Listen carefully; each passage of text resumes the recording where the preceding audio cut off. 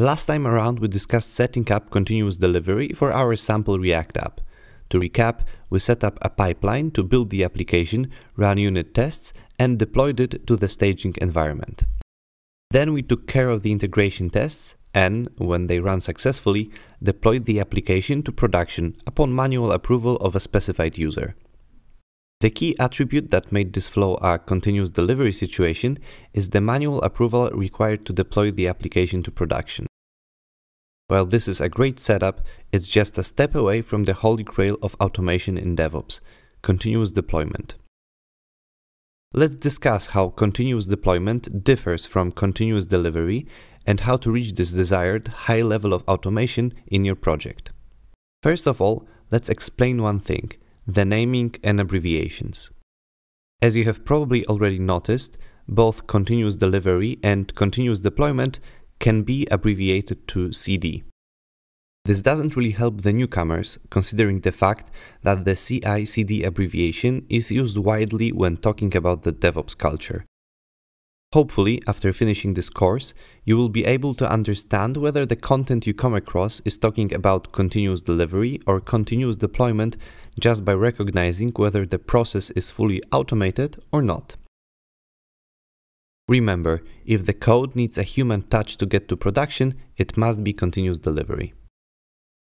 Now, why exactly is continuous deployment considered to be the holy grail of DevOps? Let's put it this way.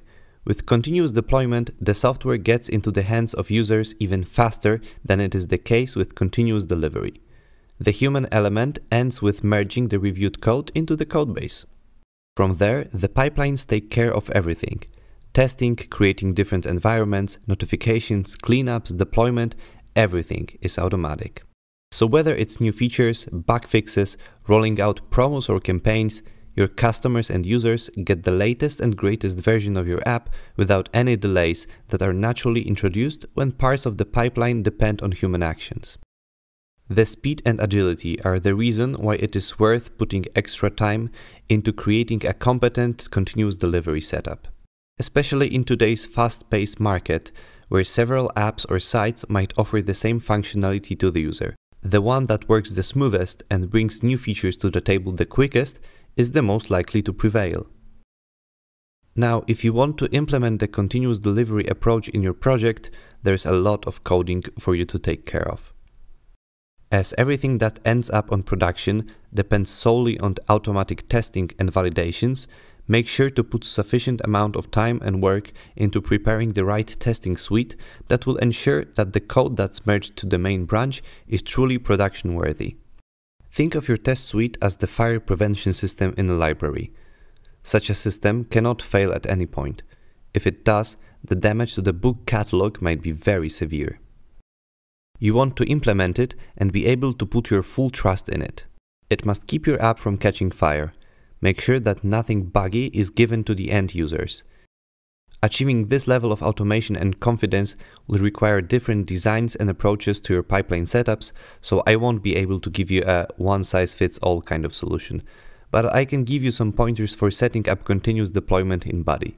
This should be enough to get you going and be a good foundation to build your solution on. To demonstrate this, I will turn to the counter app again. I am going to create 3 separate pipelines that will come together and take care of the newly added code and take it all the way to production. This time around, I decided I'm going to deploy my app to Netlify, which is currently one of the most popular services. Netlify itself offers CI/CD capabilities, but I feel that Buddy, a dedicated CI/CD tool, gives me more control over the entire continuous deployment setup. Before we start working on the pipelines, let's set up Netlify for our use case. After creating an account, click New Site from Git on your dashboard. There you will have to authorize Netlify in your Git provider. Once you are done with that, select the repository you want to work with. In the next step, simply click Deploy Site at the bottom of the page. This applies the default settings, which hand the continuous deployment duties to Netlify. We are going to make sure to change that in a minute. At this point, Netlify deploys your app automatically. We are going to ignore that and go into the Site Settings tab. From there, select Continuous Deployment. Click Edit Settings and then choose Stop Builds. This tells Netlify that it shouldn't be concerned with building the app every time it detects changes to the master branch. We will leave this to the body setup. Click Save and scroll down to the Deploy Context section.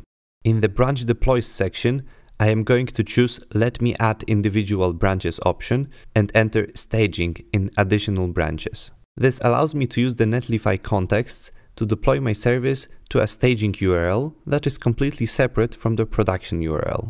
This is all when it comes to the Netlify setup. Let's get back to work in body now. As I mentioned earlier, I am going to make all stages of my app's continuous deployment separate from each other by creating different pipelines to handle parts of the process.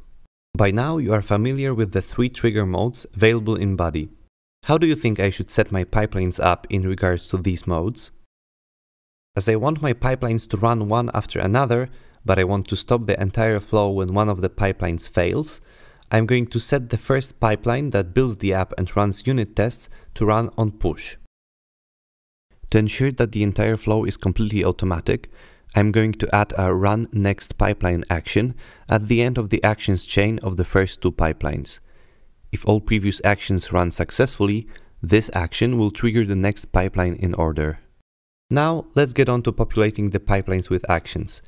Since we've done this a few times already, I'm not going to go into so much detail regarding the unit tests, integration tests, and notifications. Let me just bring your attention to the Netlify actions. When you add a Netlify action for the first time, you have to authorize its integration between body and Netlify by using your Netlify user and password. Similar to the Heroku integration from the previous lecture, the process will be automatic if you're already logged into Netlify in this session. Just click Authorize when the prompt shows up and you are ready to go. I'm going to use the Netlify action in 2 of my pipelines. The second pipeline is going to deploy the app to the staging environment, and the third one is going to deploy the app to production. To deploy to staging, I'm going to use Netlify deploy with the -- alias equals staging flag. In the second and third pipeline, I'm going to use the copy files from another pipeline action, which allows me to grab the build directory created in the first pipeline run and use it instead of running the build in other pipelines as well. In the final pipeline, deployment to Netlify will be handled by running Netlify deploy. This deploys the build static site from the build directory to the default environment, which is production. Now let's get this entire machine in motion. When I merge changes to the main branch, the first pipeline with unit tests run automatically, whereas the other 2 stay put. Then, when the first pipeline is done, the second pipeline builds and deploys the app to the staging environment and runs integration tests. Finally, when that pipeline is ready, the final pipeline kicks in and deploys the application to production. All of this happens without any human intervention.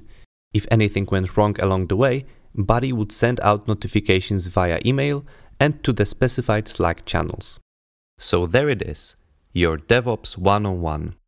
Hopefully this course helps you understand the basics of DevOps and sheds some light on the more advanced concepts that you can encounter in the future.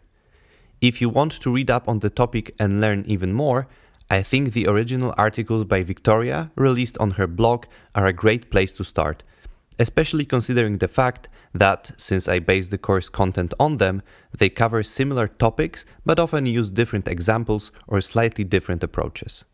I wish you the best of luck on your DevOps journey. Thank you for watching.